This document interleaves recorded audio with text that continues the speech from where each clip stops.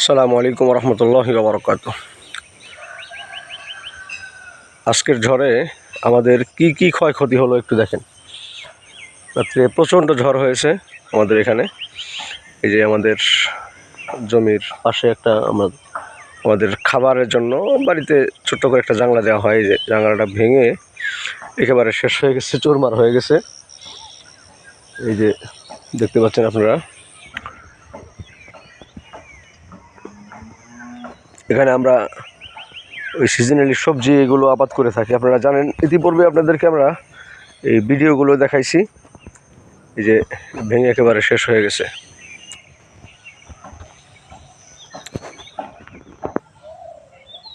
Data গাছগুলোর একেবারে বেহাল অবস্থা।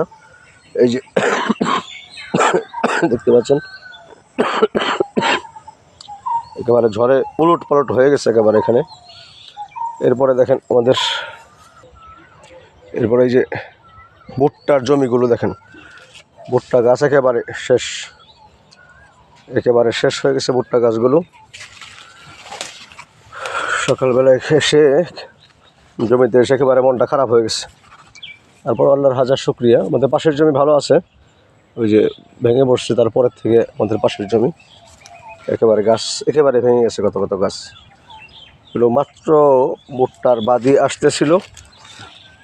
এই জন্য এগুলো জানি না কতটুকু কী হবে, তবে ফল ভালো হওয়ার কথা না, এগুলো ফলন দেওয়ার কথা না, এগুলো নষ্ট হয়ে যাবে একেবারে। এরপরে দেখাচ্ছি ভুট্টার জমির ওই পাশের অবস্থা। রাতে ব্যাপক জ্বর হয়েছে, এমনি বাড়িতে কোনো ক্ষয়ক্ষতি হয় নাই আলহামদুলিল্লাহ।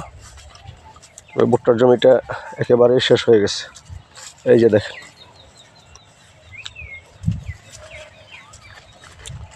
তারপরে সামনে যাচ্ছি। যে এই পাশ থেকে একটু দেখাই আপনাদের। এই যে দেখতে পাচ্ছেন, একেবারেই জমির অর্ধেক পর্যন্ত শুধু আমাদের জমিটাই হয়েছে। পাশের জমি অনেকটা ভালো আছে, তো আমাদের জমিটা একেবারেই ভুট্টা শেষ হয়ে গেছে একেবারে। শুধু বেশ কিছু গাছ দ্বারা সোজা আছে, আর বাকি গাছগুলো একেবারেই শেষ।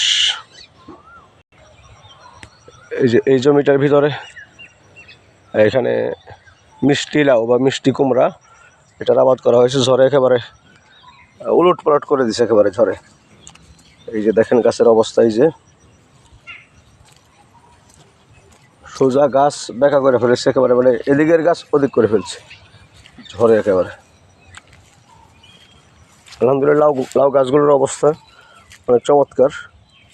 এখনও কোনো সার দেওয়া হয়নি গাছগুলোর ভিতরে, একেবারে ঝড়ে একেবারে ওলট পালট করে ফেলছে। সার দিয়ে দিব 2-1-এর ভিতরে, বৃষ্টি হচ্ছে লাগাতার, এই জন্য সার দেওয়া হচ্ছে না।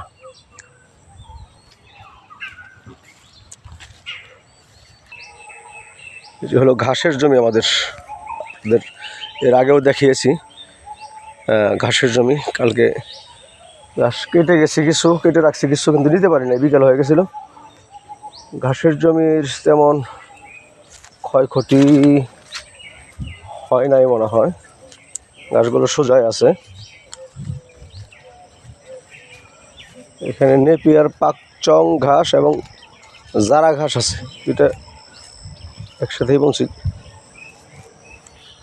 এখানে তেমন কোনো ক্ষয়ক্ষতি হয় নাই, এগুলো পুরোটাই আমাদের জমি দেখতে পাচ্ছেন। যে পাশে ও পাশে ঘাসের জমিগুলো, এগুলো পুরোটাই আমাদের জমি।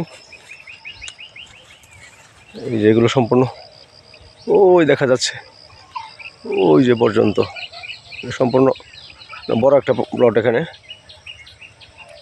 সম্পূর্ণ আমাদের জমিগুলো। তো ঘাসে তেমন ক্ষতি হয় নাই, বা ঘাসে ক্ষতি হলেও তেমন সমস্যা হইতো না, কিন্তু সবচেয়ে বেশি ক্ষতি হয়েছে হলো ভুট্টার ভিতরে।